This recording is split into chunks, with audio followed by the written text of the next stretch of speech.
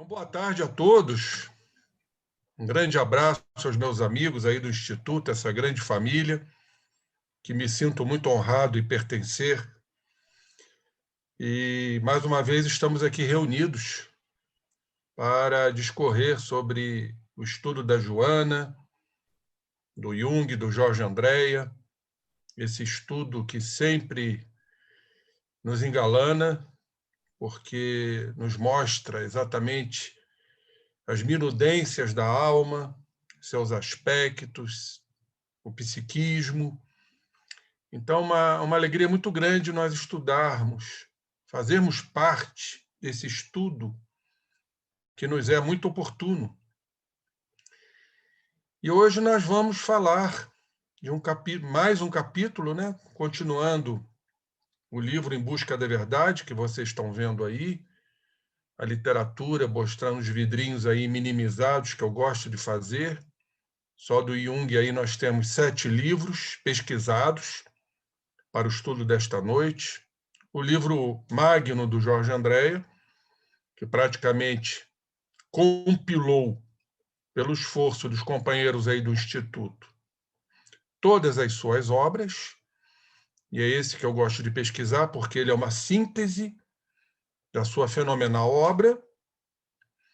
E o livrinho mais importante que estamos seguindo, que é o da Joana, Em Busca da Verdade, é a psicografia do nosso sempre estimado, querido amigo Divaldo Franco.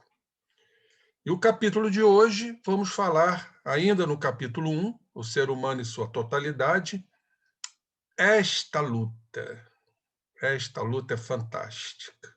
A contínua luta entre a nossa consciência, o centro da nossa consciência, o ego, e a nossa totalidade.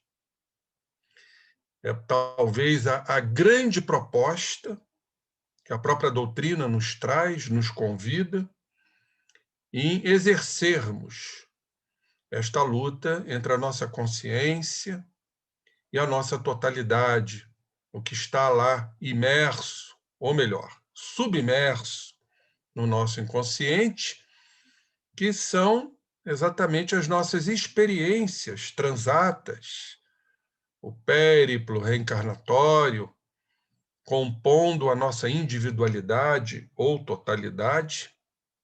Estamos aqui apenas com segmento, que é a nossa personalidade, para que, através dela, possamos vislumbrar, visualizar esta realidade que nos pertence e não ficarmos aqui criando proteções, fugas, justificativas que simplesmente vão retardar o nosso caminho evolutivo. Então, essa é uma proposta que a própria doutrina nos traz, o autoconhecimento, o olhar para si, a observação do que estamos a pensar, sentir, do que está vindo abruptamente lá do nosso inconsciente, mediante estímulos que ocorrem com muita frequência, estímulos externos, nossos próprios estímulos, né, através do nosso ego. Então, somos seres ainda dissociados e precisamos nos associar a esta totalidade. Só assim vamos, através do autoconhecimento, da autoaceitação, entender uma realidade que nos pertence. E, desta forma, através desta realidade, vamos, então, dentro do nosso conhecimento, da nossa inteligência, da nossa perspicácia, da nossa humildade, buscar, através da integração, que vamos falar aqui, é fundamental este processo de integração que cabe a todos nós. Aí, então, através desta integração, provocarmos ou promovermos a diluição daquilo que realmente já não nos interessa mais e que iremos vencer. Então, essa contínua luta, porque ela é contínua, está sempre nos açoitando, nos vergastando, uma realidade que nos incomoda profundamente, estamos nessa luta. A Joana diz, é um quartel sem armas. E essa constância, embora aparentemente desagradável, ela é extremamente necessária para as nossas conquistas morais e espirituais que nos cabe. Portanto, este capítulo é fundamental. Vamos então ver o que a nossa querida Joana nos fala. Diz ela: invariavelmente, o indivíduo busca superar esse eu opositor, real, frequente. O que nós verdadeiramente fazemos? Diz ela, adotando um comportamento castrador, por intermédio de um esforço consciente para suprimi-lo, o que redunda em grande fracasso, porque o polo que orienta o outro eu permanece vivo, embora disfarçado pela aparência que se adquire. Então, essa é a realidade da criatura em geral. O indivíduo, ele procura castrar ou suprimir a sua realidade que o incomoda profundamente. Ele ainda não está realmente amadurecido, não houve o despertar de sua consciência para esse trabalho magnânimo de se olhar. Então, ele vive suprimindo e castrando esta realidade. Mas isso é um grande fracasso, porque isso continua em nós, esse outro eu, a nossa realidade, o que perpetramos. E ficamos criando, diz a Joana, esses disfarces, essas máscaras, essas aparências. Ela tem um capítulo que ela fala dos homens aparências. Então, tudo em verdade ainda permanece em nós, ainda fica em nós, e vamos abarrotando. Vamos criando mais condições, aquilo que não nos interessa, e vamos socando, poderíamos dizer assim. Só que isso ganha corpo. E por ganhar corpo, há uma tendência, a doutora Nízida Silveira, extraordinária psiquiatra junguiana, brasileira, alagoana, ela diz que há uma tendência desses campos energéticos emergirem, porque ganha corpo. Então, há realmente um estímulo para que isso venha à nossa mente consciente. E isso, se não for, de uma certa forma, trabalhado, diríamos, combatido, isso vai gerar realmente profundas dores, profundos desequilíbrios, profundos quadros psicopatológicos, sob a forma de neuroses, até de quadros psicóticos, até que a bendita dor venha nos esclarecer, companheiros. A magnânima dor, a necessidade da dor, muitas vezes com um transbordamento natural para o corpo físico, gerando doenças, gerando enfermidades, gerando quadros consumptivos. E o exemplo de um quadro consumptivo que vai nos consumindo é o câncer. Não há a menor dúvida. Hoje, dentro desta medicina mais espiritualizada, nós entendermos a separação da doença física e o quadro mental. Como diz o velho chavão, velho ditado que nós conhecemos muito bem dentro da doutrina espírita, não existe a doença, existe o doente. Seja aquele que infringiu as leis no passado e sejam aqueles que estão infringindo as leis no presente. E mais as do passado, porque estamos vinculados ao passado. Então, isso é fundamental. O crescimento extraordinário da criatura tem que partir deste processo. Não tem como evitar isto. olhar-se, né? Através do que Santo Agostinho nos recomenda sempre, a retrospectiva diária, a observação cotidiana, diuturna, de estarmos nos olhando, nos observando, daquilo que está emergindo em nossas consciências, que devamos criar anteparos para isso. Então está aí o caminho, companheiros. Não há outro. E diz então a nossa querida irmã, não são poucos os indivíduos que se refugiam em ideais. Especialmente, diz ela, nas doutrinas religiosas, como evasão da realidade, adotando os chamados comportamentos nobres, no entanto, mascaradores dos seus conflitos que permanecem. Como, por exemplo, diz ela, quando na adoção de condutas violadoras das funções orgânicas, especialmente as genésicas, da área sexual, liberando, embora inconscientemente, a sexualidade aprisionada, violentada, nos chamados abraços e beijos fraternais.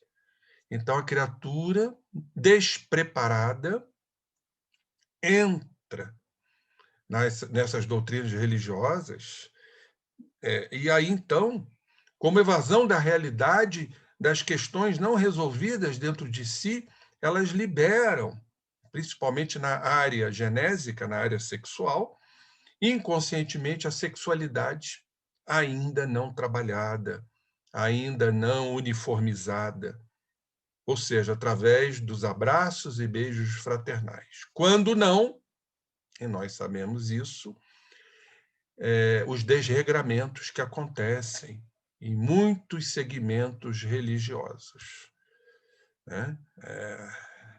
Infelizmente, são criaturas ainda, como disse, despreparadas para estarem exercendo, né, esses trabalhos religiosos que eles abraçam. Continuando aqui, diz ela, a sombra existente no ser humano, e todos nós carregamos sombras, ela não deve ser combatida, senão, aí é o único caminho, diluída. Ela só se diluirá pela integração da sua realidade existencial. Esta é uma palavra, por isso eu destaquei, vocês estão vendo aqui, a integração. E a nossa mente consciente é que vai exatamente realizar isto. Ou seja, observação de uma nossa realidade, da nossa realidade, e a partir desta observação, que já reconhecemos, além de ser desagradável, ela foge aos princípios morais exarados pelo Cristo, às leis de Deus, e nós conhecemos muito bem isso, e aí então vamos promover um lado oposto, um lado de transformação. Vamos aqui dar um exemplo claro, né? A mágoa, por exemplo, que é algo extremamente comum entre nós. E sabemos o quão ela é devastadora. Devastadora para nós, na nossa organização física, lesionando as nossas células, e assim como essa mágoa poder, e normalmente assim acontece, se transformar numa vingança, seja ela qual for, em relação àquele companheiro que nos ofendeu. Então, o que precisamos fazer para diluí-la? A partir da integração, reconhecer a mágoa. E a mágoa não é difícil de ser reconhecida, né? É aquela angústia que dá, desagradável, aquele aperto no peito. Normalmente se somatiza esse sentimento em relação a um ofensor, a um adversário. O que então deveremos fazer? Sabendo que o oposto da mágoa é o perdão. E aí então vamos propor o perdão e sabemos os caminhos, nos colocando no lugar do outro, tentando ressignificar a atitude alheia. E aí, então, vamos unir, integrar a mágoa que ainda trazemos e que não será diluída num passe de mágica. Como disse o mestre querido e amado Jesus, perdoai 70 vezes 7 vezes. Isso é de uma importância capital. Perdoar 70 vezes 7 vezes significa, ele está a nos dizer, que a gente não vai conseguir perdoar de imediato. Não haverá nada mágico. Então, é sentir a mágoa e aí, então, mediante o reconhecimento da mágoa, nos propormos ao perdão. Vamos, então, unir a mágoa ao perdão. Isso nós chamamos, em psicologia, de integração. E à medida que vamos integrando, vamos trabalhando as mágoas, vamos transformando-a em perdão, e a diluição se processará.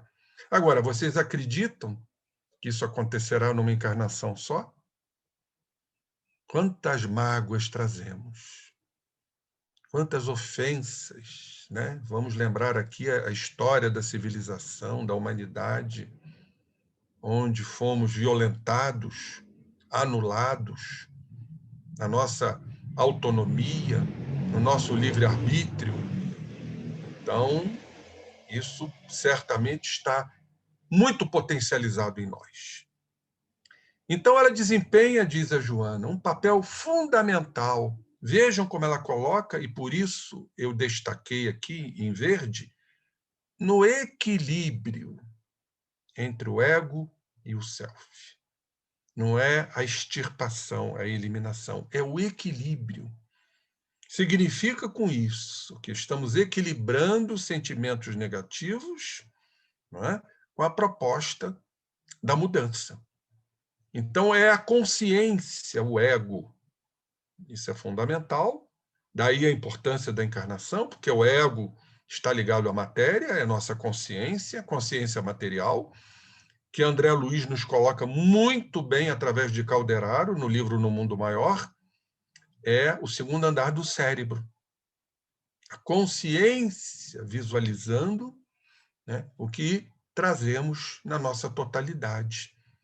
Seja nesta existência, ou seja, em existências pretéritas. Então, Joana foi muito feliz aqui nos colocando o equilíbrio entre o ego e a nossa totalidade, cujo centro, cuja essência do self, o si mesmo, ou no alemão selbst, sabemos muito bem que é a presença de Deus em nós, que o Jorge André coloca como inconsciente puro, a zona crística, o Logos de Heráclito, o Ultraser de Plotino, Projeto Atman, enfim, é onde chegaremos por força do progresso e que todos nós lá atingiremos no nosso percurso evolutivo. Seremos, indubitavelmente, espíritos puros. Faremos parte desta comunidade maravilhosa, da qual Jesus faz parte e outros que desconhecemos. Então, diz aqui a Joana, é o equilíbrio entre o ego e o self, no que resulta a unificação. O projeto é esse, é de unificarmos. Também dos polos, quando se consegue a sua diluição. Este é o nosso caminho. Vamos integrar e vamos unificar. Isto acontece em todos os campos. Então, diz aqui a Joana, a cisão que ainda existente, nós somos criaturas que ainda estamos nas cisões, defluente, ou seja, decorrente da fragmentação psicológica, somos seres fragmentados, com os opostos, deve avançar todos nós para a integração, para a unidade. Diríamos que Jesus é o homem integral. É um título de um livro da Joana. que certamente vamos estudar mais à frente. Um livro maravilhoso. Jesus é um homem, é um espírito integrado, unificado, superconsciente, supersexual, porque ele vai exatamente, ele uniu, vai não, ele uniu, né, as suas experiências, tanto no campo da polaridade masculina como da polaridade feminina. Daí a reencarnação. Vejam que coisa maravilhosa que nos aguarda. A unificação, a integração. Seremos espíritos, né, com uma unidade. Isso é realmente alentador, por isso que eu digo que a doutrina ela nos alenta, nos enleva. Quando vamos reconhecer que lá atingiremos, pela força da razão, pela força do progresso, da evolução. E tudo dependerá do nosso livre-arbítrio, a grande concessão paterna. Escolhas que vamos fazer. Entendendo que muitos ainda não estão maturados para entenderem isto, mas entenderão. Entenderão através do desenvolvimento da inteligência, está lá na lei de progresso, e, posteriormente, a evolução moral, que cabe a todas as criaturas em processo evolutivo. Olha que foto interessante aqui, né? Que eu extraí de Jung. É uma filmagem curta, né? Só aquilo que somos realmente tem o poder de nos curar. Vejam que maravilha que Carl Gustav Jung nos coloca. Só o que somos.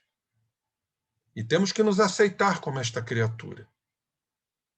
E isso realmente tem o poder de nos curar. Porque se não entendermos o que somos, fica a pergunta: como vamos nos curar? Vamos passar pelas existências afora sem penetrar, sem mergulhar na nossa realidade, sem fazer essa luta entre a consciência e o inconsciente? Fica essa pergunta. Diz ele aqui também, ó, minha vida, vejam que depoimento de Jung. Acho isso extraordinário. A minha vida é a história de um inconsciente que se realizou. Eu tive a oportunidade, interrompendo aqui esse depoimento do Jung, de conhecer a casa dele, né? Eu estive lá e, não sei se vocês sabem, ele queria fazer uma torre para o mergulho no inconsciente, para fazer esse trabalho do autoconhecimento. Só que esta torre na casa dele foi idealizada por um engenheiro e pela sua esposa. E ele ficou extremamente insatisfeito com isto. Então ele arrumou um outro lugar onde eu não tive oportunidade de visitar, foi difícil achar esse lugar, aonde ele fez exatamente um ambiente propício, silencioso, de frente para o lago. E ali então ele fazia os seus mergulhos no inconsciente, fazendo esse trabalho que estamos aqui mostrando através da Joana. Então Jung diz: a minha vida é a história de um inconsciente que se realizou. Tudo que nele repousa, tudo que está lá, os nossos arquétipos, os nossos núcleos, as nossas experienciações, que em verdade formam o nosso lastro espiritual, tudo que nele repousa aspira a tornar-se acontecimento. E a personalidade, onde encontra-se o ego, por seu lado, quer evoluir. Como evoluir? Diz ele aqui, a partir de suas condições inconscientes. O nosso lastro, o nosso self, experimentar-se como totalidade, que são exatamente as nossas experiências, todas elas, que, desde quando fomos criados, simples e ignorantes, vão compondo nos trânsitos encarnatórios, esta totalidade experienciais. Muito bonita esse depoimento do Jung. E uma outra afirmação dele: sua visão, diz ele, se tornará clara somente quando você puder olhar para o seu próprio coração. Olha aí o autoconhecimento. Observar fundamentalmente as emoções, né? O que trazemos, a nossa carga emocional. Olhar para o seu próprio coração é olhar para as suas emoções, para os seus sentimentos. E diz ele aqui, quem olha para fora, quem sai disso, vive sonhando, vive se iludindo. Agora, quem olha para dentro, desperta. Veja um grau de espiritualização deste homem. Que coisa extraordinária isto. Quem olha para dentro, desperta. Não tem outro caminho. Quem olha para si, quem faz esta autoavaliação, ele está despertando. Lembramos uma frase, uma correlação do que Jung está falando aqui com o que Paulo disse. Paulo exatamente nos falou isso de uma outra forma. Desperta, o que dormes. Desperta, que tu dormes. Busca a sua realidade, que o Cristo te alumiará. Então temos que despertar, porque ainda estamos dormindo, nos afirma Paulo. Desperta, tu que dormes. Então, meus irmãos, são espíritos que estão se correlacionando nos seus dizeres, nas suas afirmações. Outra frase aqui do Jung, muito importante: conhecer a sua própria escuridão, suas sombras, é o melhor método para lidar com a escuridão dos outros. Porque nós temos um hábito muito frequente de ficarmos analisando os outros, sem olharmos-nos. Não foi o que o Cristo falou? Exatamente o que Jesus falou. Que nós estamos sempre olhando o cisco, o argueiro no olho do vizinho, e não observando a nossa traje, aquilo que trazemos. Estamos sempre julgando os outros. Então, se a gente não se olhar, não vamos fazer a distinção. A distinção ocorrerá exatamente quando nós nos olharmos. E aí vamos entender o outro não como projeção de nossas imagens, mas o outro, como ele se apresenta. Mas normalmente nós projetamos nossas imagens no outro, sem ao menos fazer este trabalho de autoconhecimento, de autoanálise, de autoexame. Olha outra frase do Jung, maravilhosa. Diz exatamente a mesma coisa que Paulo. Não há despertar de consciências sem dor. Desperta o que tu dormes, o que trazes dentro de ti. As pessoas farão de tudo, chegando aos limites do absurdo para evitar enfrentar a sua própria alma. Ninguém, diz ele, se torna iluminado por imaginar figuras de luz, sonhar, se iludir, mas sim por tornar consciente a escuridão. Está aí o caminho, essa luta entre o ego e o self. É tornar consciente o que trazemos na nossa totalidade, nossas sombras, para serem iluminadas. A iluminação não é imaginar figuras de luz. A iluminação é iluminar nossas sombras, tornar consciente a nossa escuridão.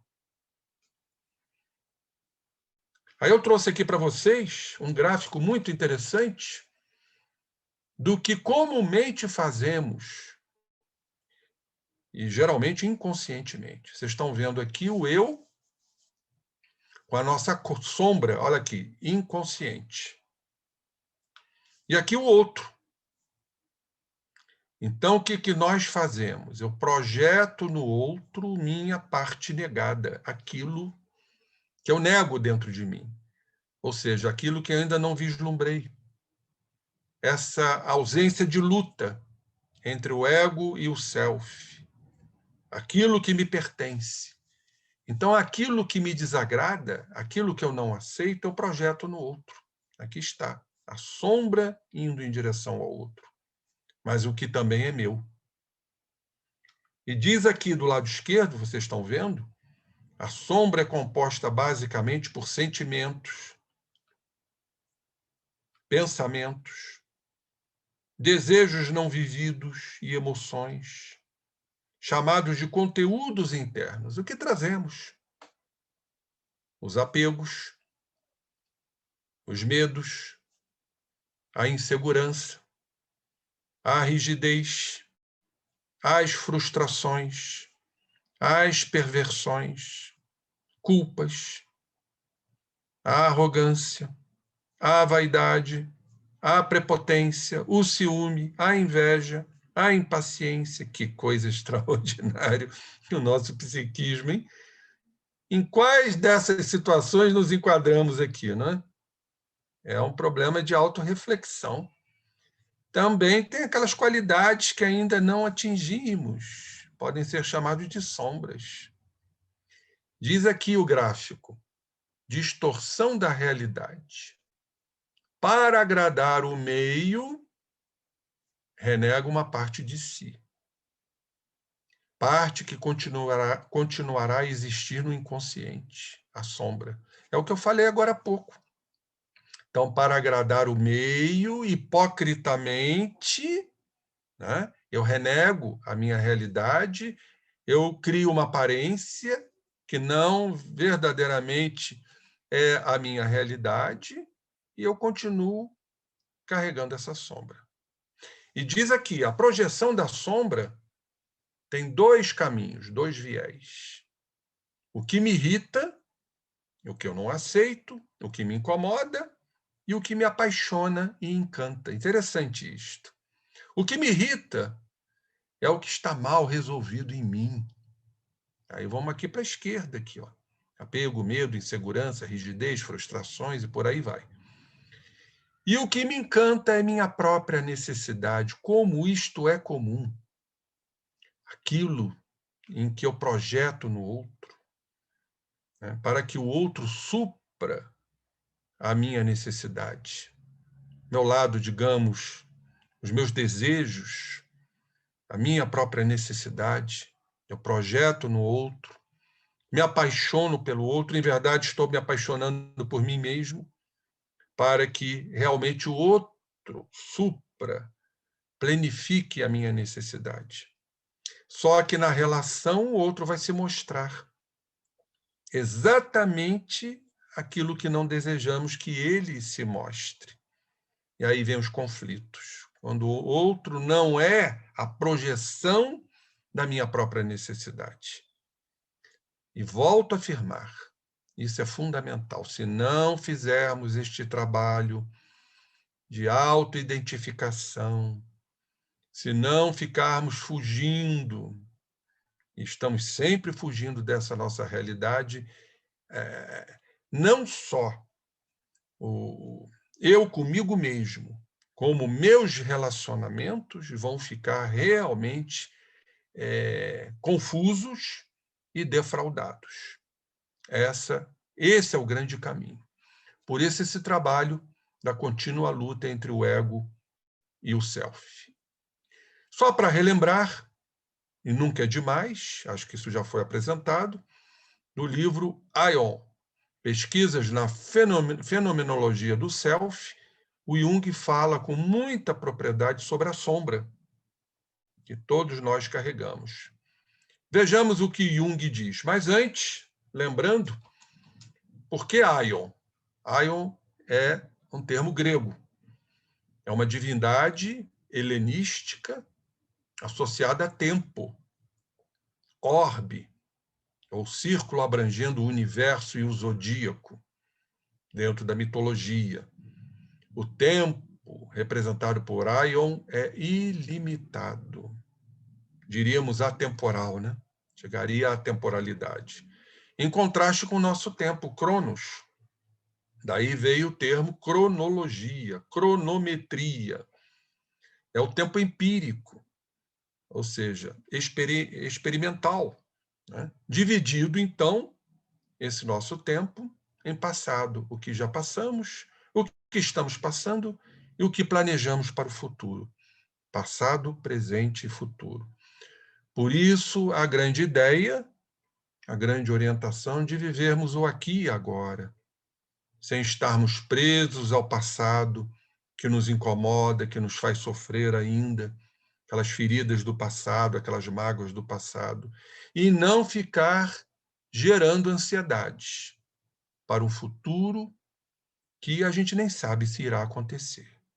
Então, vivermos esse sentido de pertencimento, do aqui, do agora, do hoje, é o que devamos realmente imprimir em nossas existências. Então, vamos ver o que o Jung nos fala a respeito da sombra, que é um problema de ordem moral, que desafia a personalidade do eu, o nosso ego, como um todo.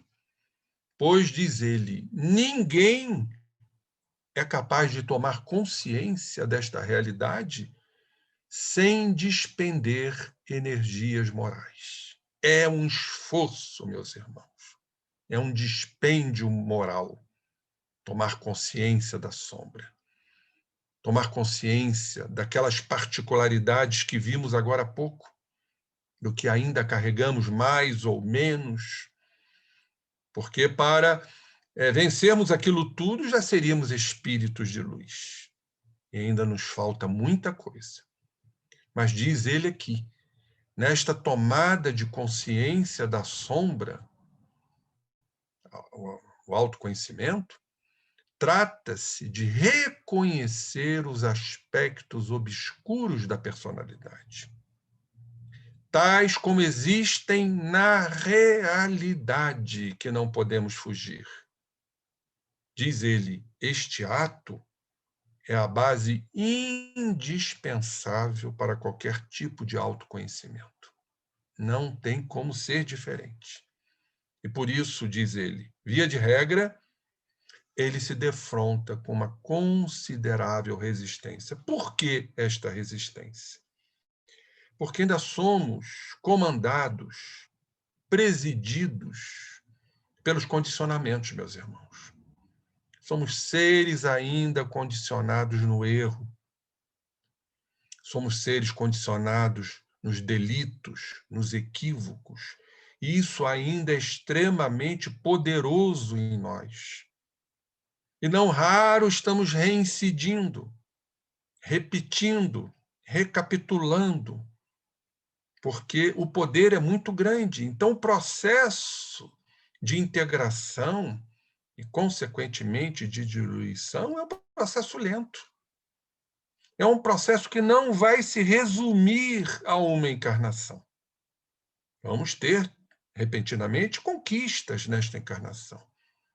Mas precisaremos de outras, aonde esses condicionamentos, a própria Joana nos diz isso, vão se descondicionando.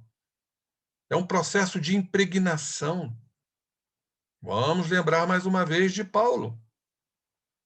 Desperta, tu que dorme, né? Levanta-te entre os mortos, que o nosso mestre nos esclarecerá, nos alumiará. Mas também ele disse, nesse despertar de consciência, o bem que eu quero fazer, eu não faço. No entanto, o mal que eu não quero fazer, este eu faço. Paulo está aqui comprovando rotundamente, né, o condicionamento. O bem que eu quero fazer, estou lutando para fazer o bem, eu não consigo fazer ainda, porque sou dominado ainda pela imperfeição, pelos equívocos. Essa felicidade do apóstolo é maravilhosa. Isso, nosso querido Paulo.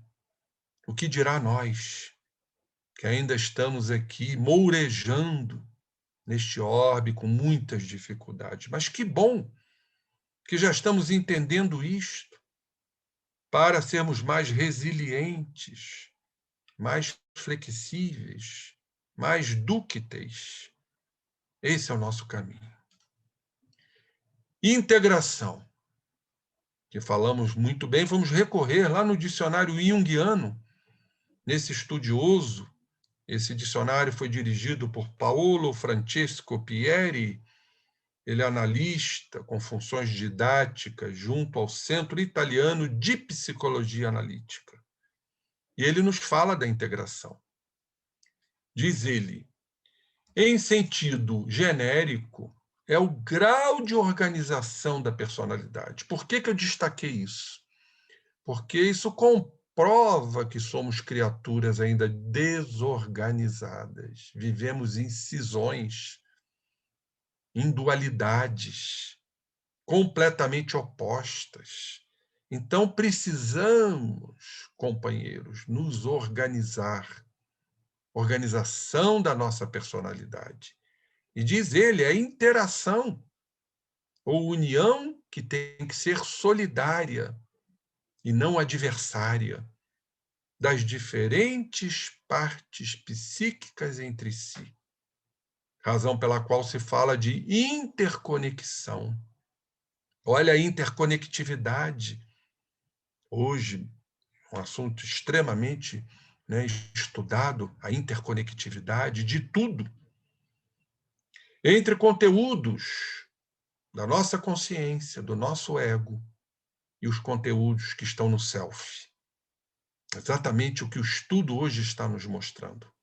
Essa luta contínua é um processo de interconexão entre a nossa parte masculina e as partes femininas, porque trazemos ambas as partes, ânimos e ânima. Somos ânimos, criaturas na polaridade masculina, mas que trazemos também conteúdos do ânima, lá do nosso inconsciente e vice-versa. Temos que, em verdade, também integrar isto. Jesus era um ser integrado, organizado. E nós estamos caminhando para lá. Então, diz aqui o nosso Francesco, entre elementos diversamente opostos entre si. Nós somos criaturas que carregam esses opostos. Somos seres duais. E a nossa proposta, pelo autoconhecimento, é exatamente fazer esta integração para então haver a diluição. Não haverá diluição, que seria progresso, se não houver a integração. Então, eu creio, diante disso, podemos dar um intervalozinho, não é, César? E voltarmos daqui a pouco. 5 minutos. Obrigado. Perfeitamente.